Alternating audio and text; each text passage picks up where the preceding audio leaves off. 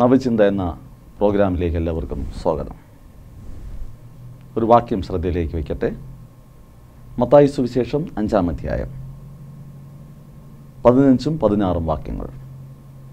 വിളക്ക് കത്തിച്ച് പറയിൻ കീഴല്ല തണ്ടിന്മേലത്ര വയ്ക്കുന്നത്, അപ്പോൾ അത് വീട്ടിലുള്ള എല്ലാവർക്കും പ്രകാശിക്കുന്നു.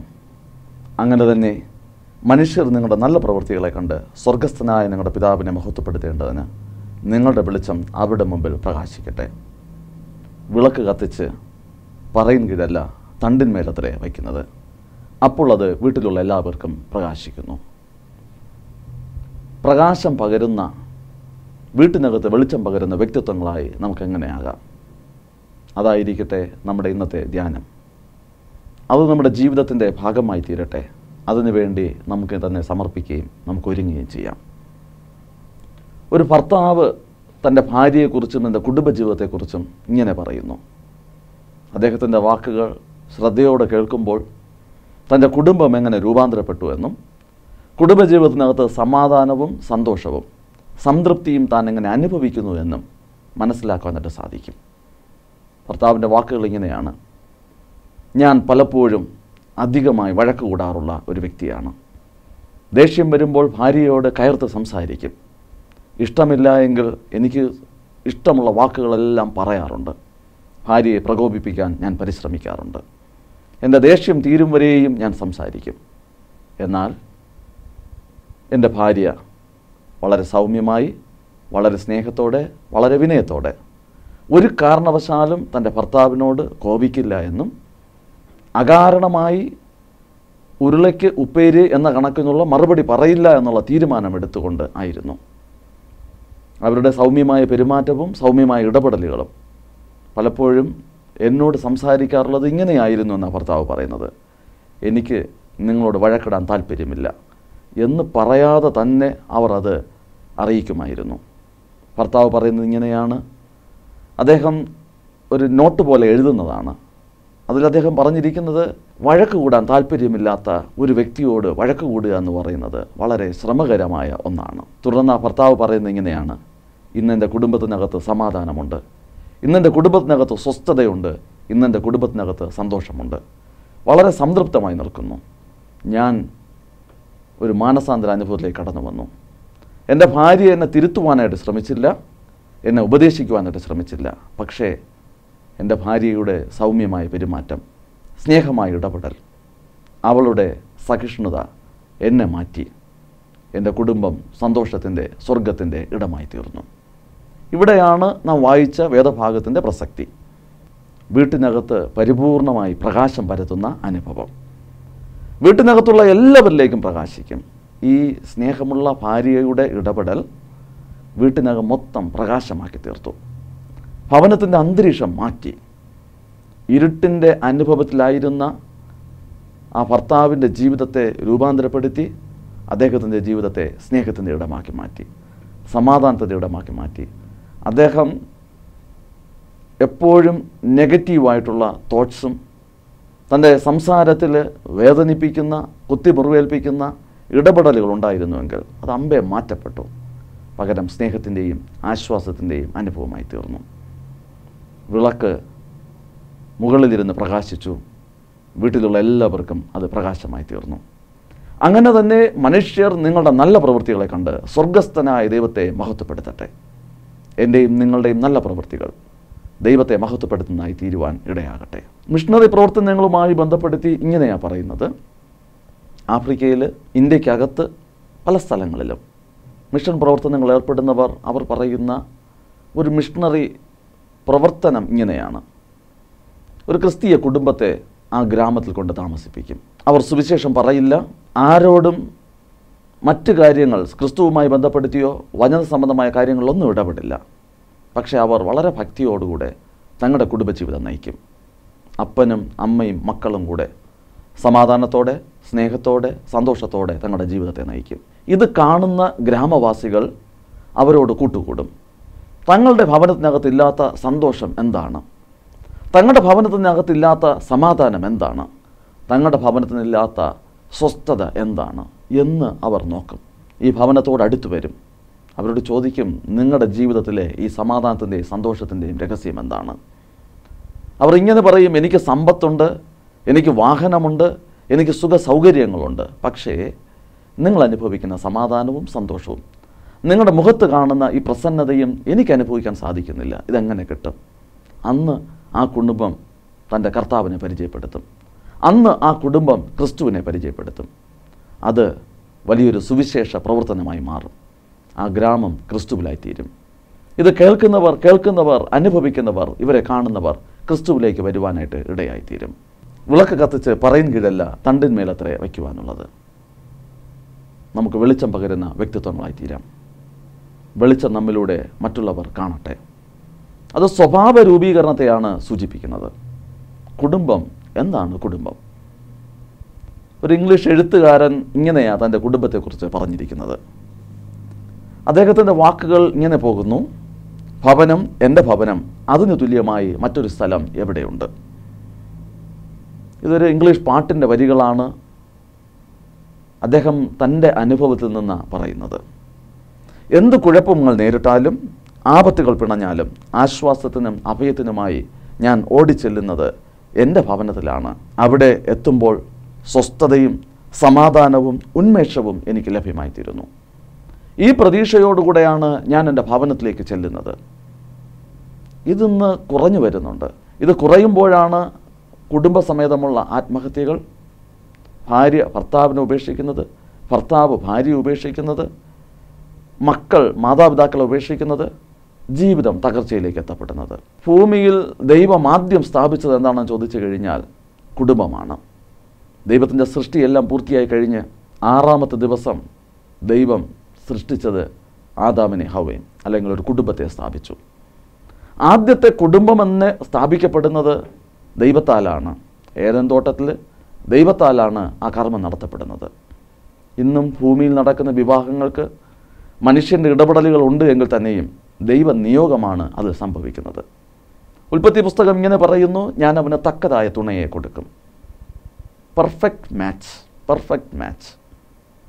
പുരുഷന് തക്കതായ തുണയായി സ്ത്രീയും, സ്ത്രീക്ക് തക്കതായ തുണയായി പുരുഷനും നൽകപ്പെടുന്നു. മാനുഷികമായി നമ്മൾ നോക്കുമ്പോൾ ഒരുപക്ഷെ കുറവുകളുണ്ടായിരിക്കാം, വീഴ്ചകളുണ്ടായിരിക്കാം, ബലഹീനതകളുണ്ടായിരിക്കാം. പക്ഷേ സ്വർഗ്ഗത്തിലെ ദൈവം ഹൃദയങ്ങളെ കാണുന്നു. ഹൃദയങ്ങളെ കാണുന്ന ദൈവം തക്കതായ രീതിയിലുള്ള ഒരു ഇടപെടലാണ് ചെയ്യുന്നത്. ദൈവത്തിൻ്റെ തിരഞ്ഞെടുപ്പും നിയോഗവും എപ്പോഴും അനുയോജ്യമായതായിരിക്കും. ആയതിനാൽ ഈ ദൂത് കേട്ടുകൊണ്ടിരിക്കുന്ന ആരെങ്കിലും എൻ്റെ തിരഞ്ഞെടുപ്പ് തെറ്റാണോ, എനിക്ക് ദൈവം നൽകിയിരിക്കുന്ന ജീവിത പങ്കാളി തെറ്റായതാണോ എന്നുള്ള സംശയമുണ്ട് എങ്കിൽ, എൻ്റെ ജീവിതത്തിലെ തിരഞ്ഞെടുപ്പിൽ എനിക്ക് തെറ്റുപറ്റിപ്പോയോ എന്ന് സംശയിക്കുന്നുവെങ്കിൽ സംശയിക്കേണ്ട. ഇത് ദൈവത്തിൻ്റെ നിയോഗമാണ്. ഒരുപക്ഷെ അദ്ദേഹം മദ്യപാനിയായിരിക്കാം, ഒരുപക്ഷെ കയർത്ത് സംസാരിക്കുന്ന ഭാര്യയായിരിക്കാം, വരവ് നോക്കാതെ ചിലവ് ചെയ്യുന്ന കുടുംബ സാഹചര്യമായിരിക്കാം, ഒത്തിരി സങ്കടപ്പെടുത്തുന്ന അപമാനപ്പെടുത്തുന്ന സാഹചര്യങ്ങളിലൂടെ ആയിരിക്കും കടന്നു പോകുന്നത്, ധാരാളിയായിരിക്കാം. ഓരോ കുടുംബത്തിനകത്തും ഒരു കുരിശുണ്ട്. വചനം പറയുന്നു, ഒരുവൻ എൻ്റെ പിന്നാലെ വരുവാൻ ഇച്ഛിച്ചാൽ അവൻ തന്നെത്താൻ ത്യജിച്ച് തൻ്റെ ക്രൂശ് എടുത്തുകൊണ്ട് എന്നെ അനുഗമിക്കട്ടെ. നിൻ്റെ കുടുംബജീവിതത്തിനകത്ത് ദൈവം വച്ചിരിക്കുന്ന ക്രൂശ് ഒരുപക്ഷെ നിൻ്റെ ഭർത്താവായിരിക്കാം, നിൻ്റെ ഭാര്യയായിരിക്കാം, നിൻ്റെ മക്കളായിരിക്കാം. ഈ ക്രൂശിൻ്റെ അനുഭവത്തെ ഒരു മടിയും കൂടാതെ ചുമന്നുകൊള്ളുക. കർത്താവ് പറയുന്നു, നീ ചുമന്ന് തളരുമ്പോൾ ഞാൻ നിന്നെ സഹായിക്കാം. നീ ബലഹീനനായി തീരുമ്പോൾ ഞാൻ നിന്നെ കൈത്താങ്ങാമെന്നുള്ളത്. ദൈവത്തിൻ്റെ കൈത്താങ്ങിന് വേണ്ടി സമർപ്പിക്കാം. കർത്താവെ, എനിക്ക് നൽകിയിരിക്കുന്ന ജീവിത പങ്കാളിയെ ഞാൻ സന്തോഷത്തോടെ സ്വീകരിക്കുന്നു. ഇന്ന് നിനക്ക് സ്നേഹിക്കാൻ പറ്റാതായിരിക്കുന്നുവെങ്കിൽ നിൻ്റെ വിളക്ക് വീട്ടിനകത്ത് പ്രകാശിക്കുന്നില്ല എന്നുള്ളതാണ്. നിൻ്റെ ഭർത്താവിൻ്റെ മദ്യപാന സ്വഭാവം കണ്ടിട്ട് നിനക്ക് സഹിക്കാൻ പറ്റാതെ നീ വീട്ടിനകത്തെ ഒരു നരകതുല്യമായുള്ള അനുഭവത്തിലാക്കുന്നുവെങ്കിൽ, ഭാര്യയുടെ ഇടപെടലുകൾ നിന്നെ വേദനിപ്പിക്കുന്ന അനുഭവത്തിലായി തീർന്നുകൊണ്ട് കുടുംബ സമാധാനവും സന്തോഷവും തകരുന്ന അനുഭവത്തിലായിരിക്കുന്നുവെങ്കിൽ ദൈവത്തിൻ്റെ ദൂത് കേട്ടുകൊള്ളുക. ഈ ക്രൂശ് വഹിപ്പാനായിട്ട് തയ്യാറായിക്കൊള്ളുക. ഉപേക്ഷിപ്പാനല്ല, പകരം ചേർന്ന് നിൽക്കുവാനായിട്ട് കർത്താവ് പഠിപ്പിക്കുന്നു. ഈ ഭർത്താവിനെയും കൊണ്ട് അല്ലെങ്കിൽ ഈ ഭാര്യയും കൊണ്ട് നീ നിത്യതയിലേക്ക് കടന്നു വരണം. നീ സുവിശേഷവുമായി മറ്റൊരിടത്തും പോകണമെന്ന് ആവശ്യപ്പെടുന്നില്ല. പകരം നിനക്ക് നൽകിയിരിക്കുന്ന കുടുംബത്തെ ദൈവസന്നിധിയിലേക്ക് അടുപ്പിക്കുക. കണ്ണുനീരോടുകൂടെ പ്രാർത്ഥിക്കുക. അനുസരണത്തോടെ അടുത്തു വരിക. ദൈവഭയത്തോടുകൂടെ ദൈവമുഖത്തേക്ക് നോക്കുവാനായിട്ട് സാധിക്കുക. ഒരിക്കൽ ഒരു അമ്മ തൻ്റെ പുരോഹിതൻ്റെ അടുക്കലേക്ക് കടന്നു വന്നു. പുരോഹിതനോട് പറയുകയാണ്, എൻ്റെ മകൻ മഹാവികൃതിയുള്ളവനാണ്, എന്തൊക്കെ പറഞ്ഞിട്ട് അവൻ അനുസരിക്കുന്നില്ല, ദൈവഭയമുള്ളവനല്ല, ദൈവത്തെ വിട്ട് അകന്നു പോകുന്നു. ആ പുരോഹിതൻ ഇങ്ങനെ ചോദിച്ചു, നീ നിൻ്റെ മകന് വേണ്ടി പ്രാർത്ഥിക്കുന്നുണ്ടോ? അമ്മ പറഞ്ഞു, ഞാൻ രാവും പകലും അവന് വേണ്ടി കണ്ണുനീരൊഴുക്കി പ്രാർത്ഥിക്കുന്നു. അവനെക്കുറിച്ചുള്ള സങ്കടവും അവനെക്കുറിച്ചുള്ള വേദനയുമാണ് ഞാൻ ദൈവസന്നിധി പകർന്നു വരുന്നത്. ഹന്ന ദൈവസന്നിധികൾ ഹൃദയം പകർന്നതുപോലെ ഞാൻ എന്നെ തന്നെ എൻ്റെ മകന് വേണ്ടി ദൈവസന്നിധിയിൽ പകരുന്നു. ആ പുരോഹിതൻ്റെ മറുപടി ഇങ്ങനെയാണ്, നീ നിൻ്റെ മകന് വേണ്ടി പ്രാർത്ഥിക്കുന്നുവെങ്കിൽ നിൻ്റെ പ്രാർത്ഥന വൃഥാവല്ല. നീ നിൻ്റെ മകന് വേണ്ടി കണ്ണുനീരൊഴുക്കുന്നുവെങ്കിൽ നിൻ്റെ പ്രാർത്ഥന വൃഥാവല്ല. നീ ദൈവസന്നിധിയിൽ കഴിക്കുന്ന ഓരോ പ്രാർത്ഥനയ്ക്കും മറുപടിയുണ്ട്. നിൻ്റെ ഓരോ അപേക്ഷകൾക്കും ദൈവം മറുപടി നൽകും, സംശയമില്ല. അങ്ങനെയെങ്കിൽ ഇത് ശ്രദ്ധിക്കുന്ന പ്രിയ സഹോദര സഹോദരി, പ്രിയ ഭർത്താവേ ഭാര്യയെ, ആരോ ആയിക്കൊള്ളട്ടെ, നീ നിൻ്റെ മകന് വേണ്ടിയോ മകൾക്ക് വേണ്ടിയോ, നിൻ്റെ ഭർത്താവിന് വേണ്ടിയോ നിൻ്റെ ഭാര്യയ്ക്ക് വേണ്ടിയോ, നിൻ്റെ മകളുടെ കുടുംബത്തിന് വേണ്ടിയോ മകൻ്റെ കുടുംബത്തിന് വേണ്ടിയോ, നിൻ്റെ കൊച്ചുമക്കൾക്ക് വേണ്ടിയോ നിൻ്റെ മക്കൾക്ക് വേണ്ടിയോ നീ ദൈവസന്നിധികൾ മുട്ടുമടക്കുന്നുവെങ്കിൽ, നീ കണ്ണുനീരൊഴുക്കുന്നുവെങ്കിൽ, ദൈവം നൽകുന്ന ഉറപ്പ് എന്ന് പറയുന്നത് നിൻ്റെ കണ്ണുനീർ വൃഥാവല്ല, നിൻ്റെ പ്രാർത്ഥന വൃഥാവല്ല. നീ തെളിയിച്ചു വച്ചിരിക്കുന്ന വിളക്ക് അണഞ്ഞു പോകുന്നതല്ല, അത് വെളിച്ചം പകരുന്നതാണ്. നീ മുട്ടിന്മേൽ നിന്നുകൊണ്ട് നീ പ്രാർത്ഥിക്കുന്നത്, നീ ദൈവസന്നിധിയിൽ കണ്ണുനീരൊഴുക്കുന്നത്, നീ വചനമെടുത്ത് വായിക്കുകയും അത് ധ്യാനിക്കുകയും അത് പ്രാവർത്തികമാക്കാൻ പരിശ്രമിക്കുകയും ചെയ്യുന്നത് നിൻ്റെ തലമുറ കാണുന്നു, അവർ നിന്നെ മാതൃകയാക്കും. നിൻ്റെ മക്കൾ നിന്നെ കാണുന്നു, അത് നിന്നെ മാതൃകയാക്കും. മാത്രമല്ല, സ്വർഗ്ഗല ദൈവം നിന്നെ കാണുന്നു. അപേക്ഷിച്ചാൽ ഉപേക്ഷിക്കാത്ത ദൈവം, കണ്ണുനീർ തൂകുമ്പോൾ മനസ്സലിയുന്ന ദൈവം, തകർന്ന മനസ്സോടുകൂടെ കടന്നു വരുന്നവരെ ഉപേക്ഷിക്കാത്ത ദൈവം നിന്നെ മാറോട് ചേർത്തുകൊള്ളും. നിൻ്റെ ജീവിതം കൊണ്ട് ഒരു വെളിച്ചമുണ്ടാകും. ആ വെളിച്ചം നിൻ്റെ ഭവനത്തിനകത്ത് മാത്രമല്ല, നിൻ്റെ കുടുംബത്തിനകത്ത് മാത്രമല്ല, നിൻ്റെ ചുറ്റുവട്ടത്തിലേക്കും ആ വെളിച്ചം വ്യാപരിക്കുന്നതായി കാണുന്നുണ്ട്. ഓർക്കുക, ഇത് ആശ്വാസത്തിൻ്റെ ഇടമാണ്. വിളക്ക് കത്തിച്ച് നമുക്ക് മുകളിൽ വയ്ക്കാം, അത് വെളിച്ചം പകരട്ടെ. നിൻ്റെ നല്ല പ്രവൃത്തികൾ രൂപാന്തരത്തിന് കാരണമായി തീരട്ടെ. ലേഖന പാഠഭാഗത്തേക്ക് കടന്നു വരുമ്പോൾ വചനം കൂടാതെ ഭർത്താവിനെ മാനസാന്തരപ്പെടുത്തുന്നതിനെക്കുറിച്ച് വളരെ വ്യക്തമായി അപ്പോസ്തലനായ പൗലോസ് പറയുന്നുണ്ട്. വചനം കൂടാതെ ഭാര്യയുടെ നല്ല മടപ്പ് കൊണ്ട് ഭർത്താവ് മാനസാന്തരപ്പെടും എന്ന് പഠിപ്പിക്കുന്നതായി കാണുന്നു. നമ്മുടെ ജീവിതത്തിൽ വേദപുസ്തക പ്രമാണങ്ങളിലേക്ക് നമുക്ക് അടുത്തു വരാം. വചനത്തിലൂടെ നമുക്ക് മാനസാന്തരത്തിലേക്ക് കൊണ്ടുവരാൻ സാധിക്കും. നല്ല പ്രവൃത്തികളിലൂടെ മാനസാന്തരത്തിലേക്ക് കൊണ്ടുവരാൻ സാധിക്കും. മണിക്കൂറുകളോളം വചനം പ്രഘോഷിക്കുകയോ ഉപദേശിക്കുകയോ ചെയ്യുന്നതിനേക്കാൾ അപ്പുറമായി നിൻ്റെ സ്നേഹത്തോടുകൂടെയുള്ള സമീപനം, നിൻ്റെ സ്നേഹത്തോടുകൂടെയുള്ള ഇടപെടലുകൾ, നിൻ്റെ സ്നേഹത്തോടുകൂടെയുള്ള എല്ലാ ക്രമീകരണങ്ങളും നിൻ്റെ കുടുംബത്തെ രൂപാന്തരപ്പെടുത്തും, നിൻ്റെ ഭർത്താവിനെ മാനസാന്തരപ്പെടുത്തും, നിൻ്റെ ജീവിത സാഹചര്യത്തെ മാനസാന്തരപ്പെടുത്തുകയും സന്തോഷത്തിലേക്ക് നയിക്കുകയും ചെയ്യുന്നുള്ള കാര്യത്തിൽ ഒരു സംശയവുമില്ല. ഇങ്ങനെ പറയാം, വംശനാശം സംഭവിച്ചു കൊണ്ടിരിക്കുന്ന ഒന്നാണ് ഒരു സന്തോഷ കുടുംബം, ഭവനം എന്നുള്ളത്. വളരെയധികം വംശനാശം സംഭവിച്ചു കൊണ്ടിരിക്കുകയാണ്. വംശനാശ ഭീഷണി ഒത്തിരി മേഖലകളിലുണ്ട്. ഇന്ന് കുടുംബ മേഖലകളിൽ അത് ഉണ്ട് എന്ന് പറയാനുമായിട്ട് ഞാൻ ആഗ്രഹിക്കുന്നു. കുടുംബത്തിൽ നിന്ന് ഞാനും നിങ്ങളും എന്തൊക്കെ പ്രതീക്ഷിക്കുന്നു? കാപട്യമില്ലാത്ത പെരുമാറ്റം, കരുതലിൻ്റെ പരിചരണം, സ്നേഹത്തിൻ്റെ വാക്കുകൾ, ത്യാഗത്തിൻ്റെ സമീപനം, സൗഖ്യത്തിൻ്റെ ഇടപെടൽ. ഇത്രയും ഉണ്ട് എങ്കിൽ നിൻ്റെ ഭവനം സ്വർഗമായി തീരും. ആ കുടുംബത്തെ ഭൂമിയിലെ പറുദീസ എന്ന് പറയാം. ആ ഭവനമാണ് ഭൂമിയിലെ പറുദീസ. ഈ ഭൂമിയിൽ സകല മനുഷ്യർക്കും ദൈവം നൽകിയിരിക്കുന്ന ഓഹരി എന്ന് പറയുന്നത് കുടുംബമാണ്. എന്തിന് കുടുംബമായി ചേർത്തു? വചനം പറയുന്നത്, ഞാൻ ഒരു വിശുദ്ധ തലമുറയ്ക്ക് വേണ്ടിയാണ് നിന്നെ കുടുംബമായി ചേർത്തത്.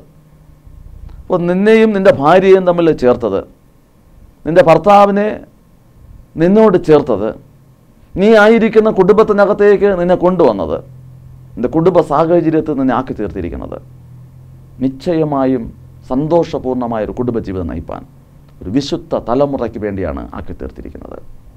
നിന്നെ ആക്കി തീർത്തിരിക്കുന്ന ദൈവകരങ്ങളിലേക്ക് സമർപ്പിച്ചുകൊണ്ട് മുന്നോട്ട് പോകാം. അങ്ങനെയെങ്കിൽ കുടുംബം ഭൂമിയിലെ പറുദീസയായിത്തീരും, സ്വർഗമായിത്തീരും. ആ സ്വർഗ അനുഭവം കാണുമ്പോൾ മറ്റുള്ളവർ പറയും, എനിക്കും ഇത് വേണം, എനിക്കും ഈ സന്തോഷം വേണം, എനിക്കും ഈ സമാധാനം വേണം. അതിനു വേണ്ടിയുള്ള പരിശ്രമങ്ങൾ ഉണ്ടാകുന്നതായി കാണുന്നുണ്ട്. കുടുംബത്തിനകത്ത് കാപട്യമില്ലാത്ത പെരുമാറ്റം ഉണ്ടാകണം. എന്താണ് ഈ കാപട്യമില്ലാത്ത പെരുമാറ്റം? മറച്ചു വയ്ക്കുവാനായിട്ട് ഒന്നുമില്ലാത്ത അനുഭവം. ഭാര്യ ഭർത്തൃ ബന്ധത്തിലായാലും മക്കളുമായുള്ള ബന്ധത്തിലായാലും അത് ഉണ്ടാകേണ്ടുന്നത് ആവശ്യമാണ്. ഒരു ചെടിയെ കൊണ്ടുവന്ന് നമ്മളൊരു തണലുള്ള ഭാഗത്ത് നട്ടാൽ അത് വളർന്നു വരുന്തോറും എവിടെയാണോ സൂര്യപ്രകാശമുള്ളത് ആ ഭാഗത്തേക്ക് ആ വൃക്ഷം പോകുന്നതായി കാണുന്നു. അതിൻ്റെ വളർച്ച എവിടെ നിന്ന് ഇതിനാവശ്യമായിരിക്കുന്ന സൂര്യപ്രകാശം കിട്ടുമോ അങ്ങോട്ടേക്ക് പോകുന്നുണ്ട്. ഏതൊക്കെ കുടുംബത്തിനകത്ത് കാപട്യമില്ലാത്ത പെരുമാറ്റമുണ്ടോ ആ കുടുംബത്തിനകത്ത് സന്തോഷമുണ്ടാകും, സമാധാനമുണ്ടാകും. നിൻ്റെ മക്കൾ സൂര്യപ്രകാശത്തിന് നേരെ ആ വൃക്ഷം വളരുന്നത് പോലെ നിൻ്റെ അടുത്തേക്ക് വരും, നിന്നോട് ചേർന്ന് നിൽക്കും, ദൈവഭയത്തിൽ നിലനിൽക്കും. കാപട്യമില്ലാത്ത പെരുമാറ്റം ഇന്ന് കുടുംബങ്ങളിൽ കുറഞ്ഞു വരുന്നു. ഭാര്യയ്ക്ക് ഭർത്താവിനോട് ഒളിച്ചു വയ്ക്കുവാൻ ഒത്തിരി കാര്യങ്ങളുണ്ട്. ഭർത്താവിന് ഭാര്യയ്ക്കുമായി ഒളിച്ചു വയ്ക്കുവാൻ ഒത്തിരി കാര്യങ്ങളുണ്ട്. പലരുടെയും മൊബൈലുകൾ നോക്കിയാൽ അതിൽ നമ്പർ ലോക്കൊക്കെ ഇട്ട് വളരെ സീക്രട്ടായി വച്ചിരിക്കുന്നു. പരസ്പരം ലാപ്ടോപ്പുകൾ ജീവിതത്തിൽ കപടതയുടെ വലിയൊരു മുഖം മൂടി കാണുവാൻ സാധിക്കുന്നുണ്ട്. വിശ്വസ്തത നഷ്ടപ്പെട്ട് കാപട്യത്തിൽ നിലനിൽക്കുന്ന ജീവിതങ്ങൾ തകർച്ചയിലേക്ക് പോയിക്കൊണ്ടിരിക്കുന്നു. കപടത ഉപേക്ഷിക്കാം, പകരം സത്യസന്ധമായി നമുക്ക് പെരുമാറാം. സത്യസന്ധത ജീവിതത്തിൻ്റെ അടിസ്ഥാന പ്രമാണമാകേണ്ടുന്നത് ആവശ്യമാണ്. ഏതൊക്കെ കുടുംബങ്ങൾ സത്യസന്ധത നിലനിൽക്കുന്നുവോ ആ കുടുംബങ്ങൾ സന്തോഷത്തിലും സമാധാനത്തിലും നിലനിൽക്കുന്നു. ഒരിക്കലൊരു പിതാവ് ഇങ്ങനെ പരാതി പറഞ്ഞു, മകൻ കള്ളം പറയുന്നു.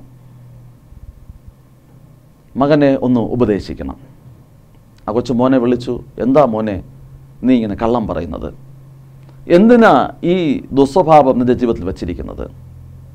മകൻ പറഞ്ഞത് ഇങ്ങനെയാണ്, അച്ഛാ ഞാനിത് പഠിച്ചത് എൻ്റെ പപ്പയിൽ നിന്നാണ്. അച്ഛാ ഞാനിത് പഠിക്കുവാനുള്ള കാരണം എൻ്റെ പപ്പ പലപ്പോഴും ചെയ്യുന്നത് കണ്ടതുകൊണ്ട് മാത്രമാണ്. ഞങ്ങൾ വീട്ടിൽ ഒരുമിച്ച് നിൽക്കുമ്പോൾ ഓഫീസിൽ നിന്ന് ഫോൺ വരും, എവിടെ നിൽക്കുന്നു എന്നുള്ളത്. പപ്പ പറയും, ഞാൻ 5 കിലോമീറ്റർ യാത്ര ചെയ്ത് ഇന്ന സ്ഥലത്ത് നിൽക്കുന്നു, ഓഫീസിൽ എത്താറായി എന്ന്. എൻ്റെ സാന്നിധ്യത്തിലായിരിക്കും പപ്പ ഓഫീസിൽ ഫോൺ ചെയ്യുന്നത്. സത്യത്തിൽ പപ്പ എന്നോടൊപ്പം എന്തെങ്കിലും ജോലി ചെയ്തുകൊണ്ടിരിക്കുകയായിരിക്കും, ഇല്ലെങ്കിൽ ഞങ്ങൾ വീട്ടിലുള്ള ഏതെങ്കിലും കാര്യങ്ങളിൽ ഇടപെടുന്നുണ്ടായിരിക്കും. ഇത് മാത്രമല്ല, എനിക്ക് സത്യസന്ധമായി അറിയാവുന്ന പല കാര്യങ്ങളും പപ്പ കള്ളമായിട്ട് പറയാറുണ്ട് മറ്റുള്ളവരുടെ മുമ്പിൽ. എൻ്റെ സാന്നിധ്യത്തിൽ ഞാനിത് അപ്പനിൽ നിന്ന് കണ്ടുപഠിച്ചു. അതേ അപ്പനോട് തന്നെ ചില സാഹചര്യങ്ങൾ വന്നപ്പോൾ ഇതേ കള്ളത്തരം മകൻ കാണിച്ചു. അപ്പൻ പറയുകയാണ്, മകൻ കള്ളം പറയുന്നു. മകൻ എവിടെ നിന്ന് പഠിച്ചു? അവൻ്റെ ആദ്യത്തെ സ്കൂളായ ഭവനത്തിൽ നിന്ന് പഠിച്ചു. അവൻ്റെ ആദ്യത്തെ ടീച്ചറായ അവൻ്റെ അപ്പനിൽ നിന്ന് പഠിച്ചു. അവൻ്റെ അമ്മയിൽ നിന്ന് പഠിച്ചു. കുടുംബം കാപട്യമില്ലാത്ത സ്നേഹത്തിൻ്റെ, കാപട്യമില്ലാത്ത ഇടപെടലിൻ്റെ ഇടമായി തീരണം. എങ്കിൽ മാത്രമേ ആ കുടുംബത്തിനകത്ത് ഒരു സന്തോഷം അനുഭവിക്കാൻ സാധിക്കൂ, സ്വർഗീയത അനുഭവിക്കാൻ സാധിക്കൂ, സമാധാനം അനുഭവിക്കാൻ സാധിക്കൂ, ഭൂമിയിലുള്ള പർദീസയായി തീരുകയുള്ളൂ. കരുതലിൻ്റെ പരിചരണം. കരുതൽ ഏറ്റവും കൂടുതൽ അനുഭവിക്കുന്ന വലിയൊരു പ്രശ്നം കരുതലില്ലായ്മയാണ്. ഭാര്യയ്ക്ക് ഭർത്താവിനെ കരുതുവാനോ ഭർത്താവിന് ഭാര്യയെ കരുതുവാനോ സാഹചര്യമില്ലാതിരിക്കുന്ന അനുഭവം. കുടുംബജീവിതത്തിലേക്ക് പ്രവേശിക്കുന്ന പലരും വൻ തകർച്ചയിലേക്ക് പോകുന്നതിൻ്റെ പിന്നിലുള്ള ഒരു കാരണം കരുതലില്ലായ്മയാണ്. ഭാര്യയ്ക്ക് പ്രത്യേകിച്ചൊരു അക്കൗണ്ട്, ഭർത്താവിന് പ്രത്യേകിച്ചൊരു അക്കൗണ്ട്. എൻ്റെ പണം, നിൻ്റെ പണം, എൻ്റെ ഭർത്താവ്, എൻ്റെ മാതാപിതാക്കൾ, നിൻ്റെ മാതാപിതാക്കൾ, എൻ്റെ സമ്പത്ത്, നിൻ്റെ സമ്പത്ത്, ഇങ്ങനെയുള്ള ഒരു ഇടപെടൽ, സ്വാർത്ഥത നിറഞ്ഞ ഒരു സാഹചര്യം കരുതുവാനായിട്ട് സാധിക്കുന്നില്ല. കരുതലില്ലായ്മ കുടുംബങ്ങളെ തകർത്തുകൊണ്ടിരിക്കുന്നതായി കാണുന്നുണ്ട്.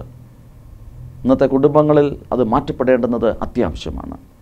കരുതലിലേക്ക് നമുക്ക് കടന്നു വരാം. കരുതുവാൻ, കരുതപ്പെടുവാൻ നമുക്ക് സാധിക്കണം. കോഴി തൻ്റെ കുഞ്ഞുങ്ങളെ കാക്കുന്നത് പോലെ, കരുതുന്നത് പോലെ ദൈവികമായുള്ള ഒരു കരുതൽ നമുക്കുണ്ട്. കുടുംബജീവിതത്തിനകത്ത് അത് ഉണ്ടാകേണ്ടുന്നത് ആവശ്യമാണ്. ഭാര്യ ഭർത്താവിനെ കരുതണം, ഭർത്താവ് ഭാര്യയെ കരുതണം. ഇങ്ങനെ പറയാറുണ്ട്, സർപ്രൈസ് ഗിഫ്റ്റ് ഒരു ഉദാഹരണമാണ്. കുടുംബജീവിതത്തിലെ പരസ്പരമുള്ള കരുതലിൻ്റെ ഒരു ഉദാഹരണം. പൊതുവെ കുടുംബജീവിതത്തിനകത്ത് ഭാര്യ ഭർത്താവിനോ ഭർത്താവ് ഭാര്യയ്ക്കോ ബർത്ത്ഡേ വിഷസിൻ്റെ സമയത്തോ സ്കൂൾ കോളേജ് ഓപ്പണിംഗ് അങ്ങനെയുള്ള സമയങ്ങളിലൊക്കെ കണക്കാക്കിയൊക്കെ ആയിരിക്കും, അല്ലെങ്കിൽ സ്പെഷ്യൽ ഒക്കേഷനിലായിരിക്കും ഗിഫ്റ്റുകൾ കൊടുക്കുന്നത്. ഒരു കാരണവുമില്ലാതെ ഒട്ടും പ്രതീക്ഷിക്കാത്ത സാഹചര്യത്തിൽ ഒരു സർപ്രൈസ് ഗിഫ്റ്റ് കൊടുക്കണം. എന്താണ് എന്ന് ചോദിക്കുമ്പോൾ എനിക്കങ്ങനെ തരണമെന്ന് തോന്നി എന്ന് പറയുവാനായി സാധിക്കണം. ഇതൊരു കരുതലിൻ്റെ അടയാളമാണ് എന്ന് ഞാൻ അടിവരയിട്ട് പറയുവാൻ ആഗ്രഹിക്കുന്നു. രോഗിയായിരിക്കുന്ന ഭർത്താവിനോടുള്ള ഭാര്യയുടെ സമീപനം കരുതലിൻ്റേതാണ്.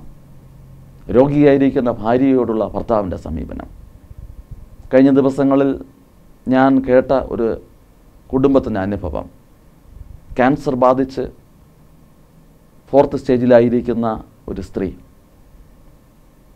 ക്രിസ്തീയ കുടുംബത്തിലുള്ളതൊന്നുമല്ല, പക്ഷേ അതേ കുടുംബത്തോട് ചേർന്ന് തന്നെ അതേ ഹോസ്പിറ്റലിൽ ഇതുപോലെ ക്യാൻസർ ബാധിച്ച് തൻ്റെ ഭർത്താവിനെയും കൊണ്ടുവന്നു പോകാറുള്ള മറ്റൊരു കുടുംബം. ഈ രോഗിയായിരിക്കുന്ന സ്ത്രീയും ഈ പോയ സഹോദരിയും തമ്മിൽ നല്ല സൗഹൃദത്തിലായിത്തീർന്നു. അവർ പറയുന്നത് ഇങ്ങനെയാണ്, ആ രോഗിയായിരിക്കുന്ന ക്യാൻസർ ബാധിച്ചിരിക്കുന്ന സഹോദരി പറയുന്നത് ഇങ്ങനെയാണ്: എൻ്റെ ഭർത്താവ് എനിക്ക് ഇത്രയും രോഗമുണ്ട് എങ്കിലും, ഈ രോഗത്തിൻ്റെ അവസ്ഥയിലും ഇതിൻ്റെ കഠിനതയിലൂടെ കടന്നു പോകുന്നുവെങ്കിലും ഒരു മടിയും കൂടാതെ 3 വർഷമായി എന്നെ കരുതുന്നു, എന്നെ സ്നേഹിക്കുന്നു, എന്നെ ശുശ്രൂഷിക്കുന്നു. ഒരു മടിയും കൂടാതെ എന്നെ ശുശ്രൂഷിക്കുന്നു. ആ കുടുംബജീവിതത്തിലെ ഭാര്യയ്ക്ക് തൻ്റെ ഭർത്താവിനെക്കുറിച്ച് പറയുവാനുള്ള വാക്കുകളതാണ്. എൻ്റെ ഭർത്താവിൻ്റെ പരിചരണവും കരുതലുമാണ് ഈ തകർച്ചയിലും എനിക്ക് പിടിച്ചു നിൽക്കുവാനായിട്ട് സാധിക്കുന്നത്. കുടുംബത്തിനകത്ത് ഈ കരുതലിൻ്റെ ഇടപെടൽ ഉണ്ടാകേണ്ടുന്നത് ആവശ്യമാണ്. അത് നിൻ്റെ കുടുംബജീവിതത്തെ സന്തോഷമാക്കി തീർക്കും. ചെറിയൊരു സാമ്പത്തിക തകർച്ച ഉണ്ടാകുമ്പോൾ, ഭാര്യയ്ക്ക് ഒരു രോഗമുണ്ടാകുമ്പോൾ, ജനിച്ചുപോയത് പെൺകുഞ്ഞാണ് എന്ന കാരണത്താൽ എത്രയെത്ര അമ്മമാർ വേദനിപ്പിക്കപ്പെടുന്നു, എത്രയെത്ര കുടുംബങ്ങൾ തകർച്ചയിലേക്ക് എത്തപ്പെടുന്നു. അടുത്ത കാലത്ത് ഞാൻ കേട്ടത്, 2ാമത്തെ കുഞ്ഞ് പെൺകുഞ്ഞായി എന്ന കാരണത്താൽ ഭർത്താവ് ഭാര്യയെ ഉപേക്ഷിച്ചു. ആ മനുഷ്യന് അറിവില്ലായ്മയാണ്. കാരണം ഒരു കുഞ്ഞ് ജനിക്കുന്നത് ആൺകുട്ടിയാണോ പെൺകുട്ടിയാണോ എന്ന് നിശ്ചയിക്കുന്നത് സ്ത്രീയല്ല, പുരുഷനാണ്. സയൻസ് പഠിക്കുന്ന ഏത് വ്യക്തിക്ക് മനസ്സിലാക്കാൻ സാധിക്കും. ചില പുരുഷന്മാരുമായി ബന്ധത്തിൽ സയൻറ്റിഫിക്കലി നമ്മൾ മനസ്സിലാക്കുമ്പോൾ അവന് ആൺകുഞ്ഞ് കിട്ടില്ല എന്നുള്ളതാണ് സയൻറ്റിഫിക് ടെസ്റ്റുകൾ പഠിപ്പിക്കുന്നത്. ഓർക്കുക, നീ മറ്റുള്ളവരെ കുറ്റം വിധിക്കുന്നതിന് മുമ്പ് നിന്നിലെ കുറവുകളെ കാണുവാനായിട്ട് പരിശ്രമിക്കുക. നിൻ്റെ കുടുംബത്തെ കരുതുവാനായിട്ട് നീ പരിശ്രമിക്കുക. അതിൻ്റെ കുടുംബജീവിതത്തെ സന്തോഷപൂർണ്ണമാക്കി തീർക്കും. സ്നേഹത്തിൻ്റെ വാക്കുകൾ കുടുംബത്തിനകത്തുണ്ടോ? സ്നേഹത്തിൻ്റെ വാക്കുകൾ കുടുംബത്തിനകത്ത് നിർബന്ധമായും ഉണ്ടാകണം. സ്നേഹത്തിൻ്റെ നോട്ടം, സ്നേഹത്തിൻ്റെ വാക്ക്. ആശുപത്രിയിൽ അഭയം പ്രാപിച്ച് വലിയൊരു ഓപ്പറേഷന് വിധേയമായി മരണത്തിനോട് മല്ലടിച്ച് കിടന്ന സാഹചര്യത്തിൽ നിന്ന് വിടുവിക്കപ്പെട്ട് ഭവനത്തിൽ വന്ന ഭാര്യയുടെ വാക്കുകൾ ഇങ്ങനെയാണ്: എൻ്റെ ഭർത്താവ് ഞാൻ രോഗിയായി കിടന്നപ്പോൾ ഒരിക്കൽ പോലും എൻ്റെ അടുക്കൽ കടന്നു വന്നിട്ട് നീ സുഖം പ്രാപിക്കുമെന്ന്, നിനക്ക് ആശ്വാസമുണ്ടാകുമെന്ന്, നീ പഴയ ആരോഗ്യത്തിലേക്ക് കടന്നു വരുമെന്ന് എന്നോട് പറഞ്ഞില്ല എന്നാണ് അവർ പറഞ്ഞത്. രോഗാവസ്ഥയിൽ അവരെ കാണുവാൻ വന്ന അവരുടെ സുഹൃത്തുക്കൾ അവരെ ആശ്വസിപ്പിക്കുമ്പോഴും അവർ ആഗ്രഹിച്ചത് ഭർത്താവിൻ്റെ ആശ്വാസത്തിൻ്റെ വാക്കുകളാണ്. കുടുംബത്തിനകത്ത് അവർ ആഗ്രഹിച്ചത് അതാണ്. കുടുംബം ആശ്വാസത്തിൻ്റെ വാക്കുകളുടെ ഇടമായി തീരേണ്ടുന്നത് ആവശ്യമാണ്. നിൻ്റെ വാക്ക് ഉപ്പിനാൽ രുചി വരുന്നത് ആയിത്തീരണം. പ്രിയ ഭർത്താവേ, നിൻ്റെ വാക്ക് ഭാര്യയെ ആശ്വസിപ്പിക്കുന്നതാണോ? ഭാര്യയെ നിൻ്റെ ഭർത്താവ് ജോലി കഴിഞ്ഞ് വരുമ്പോൾ അവൻ്റെ അടുക്കൽ പോയി സ്നേഹത്തോടെ ഇടപെടാനാണോ, അതോ മറ്റുള്ളവരുടെ കുറ്റങ്ങൾ പറഞ്ഞ് അവനെ അസ്വസ്ഥമാക്കാനാണോ നീ പരിശ്രമിക്കാറുള്ളത്? നിൻ്റെ സ്നേഹത്തോടുകൂടെയുള്ള ഇടപെടലുകൾ നിൻ്റെ കുടുംബത്തെ പണിയും, തകർച്ചയെ മാറ്റും, അത് സ്വർഗത്തിൻ്റെ അനുഭവമാക്കി തീർക്കും എന്ന കാര്യത്തിൽ സംശയമില്ല. നീ സ്നേഹത്തോടുകൂടെ ഇടപെടുന്നുവെങ്കിൽ നിനക്ക് അത് തന്നെ ലഭ്യമായി തീരുമെന്നും ഞാൻ അടിവരയിട്ട് ഓർമ്മപ്പെടുത്തുന്നു. ത്യാഗത്തിൻ്റെ സമീപനം കുടുംബത്തിനകത്ത് ഭയങ്കരമായ ഒന്നാണ് ത്യാഗത്തിൻ്റെ സമീപനം. ഒരമ്മയും കുഞ്ഞും അടുത്ത് വന്നു, പ്രാർത്ഥനയ്ക്കാണ് വന്നത്. അവിടെ ആവശ്യം വേറൊന്നുമല്ല, രാത്രിയിൽ ഉറക്കം നഷ്ടപ്പെട്ടിരിക്കുന്ന കുഞ്ഞ്. ഈ അമ്മ രാത്രി മുഴുവൻ കുഞ്ഞിനെ വെച്ചുകൊണ്ട് നടക്കുകയും ഉറക്കാനായിട്ട് പരിശ്രമിക്കുകയും ചെയ്യുന്നു. കുഞ്ഞ് ഉറക്കമെണീറ്റ് കഴിഞ്ഞാൽ ഉറങ്ങാതെ അസ്വസ്ഥയായി കരയുവാൻ തുടങ്ങിക്കഴിഞ്ഞാൽ പിന്നെ വീട്ടിലുള്ളവർ ആർക്കും ഒന്നും ചെയ്യാൻ സാധിക്കുകയില്ല. വളരെ വേദനപ്പെടുന്ന അനുഭവം. ഓർക്കുക, അവർ ത്യാഗത്തോടുകൂടെ ഇടപെടുകയാണ് ചെയ്യുന്നത്. കുഞ്ഞിനെ ത്യാഗത്തോടുകൂടെ പരിചരിക്കുന്നു. കുടുംബത്തിനകത്ത് ത്യാഗത്തിൻ്റെ പരിചരണം ഉണ്ടാകേണ്ടത് ആവശ്യമാണ്. ത്യാഗത്തിൻ്റെ പരിചരണം പകർന്നു കൊടുക്കുവാനായിട്ട് നമുക്ക് സാധിക്കണം. സൗഖ്യത്തിൻ്റെ സാമീപ്യം. നിൻ്റെ സാമീപ്യം മുറിപ്പെടുത്തുന്നതാണോ സൗഖ്യം നൽകുന്നതാണോ? ചില വ്യക്തികൾ കുടുംബത്തിനകത്ത് കടന്നു വരുമ്പോൾ അസ്വസ്ഥത ഉളവാക്കാറുണ്ട്. വെള്ളം കലങ്ങുന്നത് പോലെ കലക്കിക്കളയുന്ന അനുഭവം ഉണ്ടാകാറുണ്ട്. വിളക്ക് കത്തിച്ച് പറയിൻ കീഴല്ല തണ്ടിന്മേലത്ര വയ്ക്കുന്നത്. അതിനുവേണ്ടി വെളിച്ചം പകരുവാനായിട്ട് നമുക്ക് സാധിക്കണം. നിൻ്റെ സൗഖ്യത്തിൻ്റെ സാമീപ്യം ആശ്വാസമായി തീരട്ടെ.